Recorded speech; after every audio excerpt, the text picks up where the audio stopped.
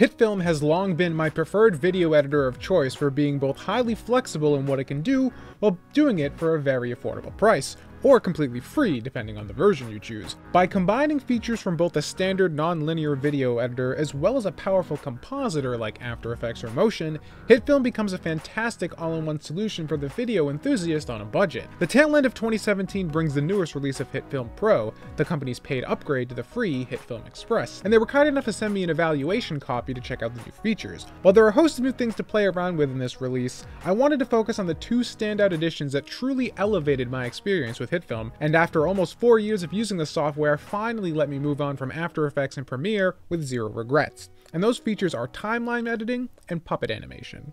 If you've been with this channel for a while, you know that I've taken a look at the last couple revisions of HitFilm, and while I recommend the software, my biggest complaint has always been the lack of inline animation options in the editing timeline. While most other NLE software like Premiere or Final Cut let you do simple animations like pans and zooms right in the timeline, because HitFilm also has an entire compositing workflow, in order to do those effects in that program, you first had to create a comp, move into the compositing UI, do all the animation in there, before jumping back into your edit with the final product. This workflow makes sense if you're doing some complicated VFX work for a short film, admittedly what this application was designed for, but as its popularity has grown and more people use it for vlogging like myself, the time and hassle of making a comp just to have a screenshot slide in adds up as you continue to use the product. Well, at last we can finally do these simple animation tasks right in the editor, and I cannot stress enough how much better HitFilm is now because of it. It just makes the simple task of vlogging edits so much more streamlined. It's fantastic. Just click to enable animation and add keyframes to the value you want, and HitFilm does the rest. The other big feature for me is the addition of the Puppet Warp tool.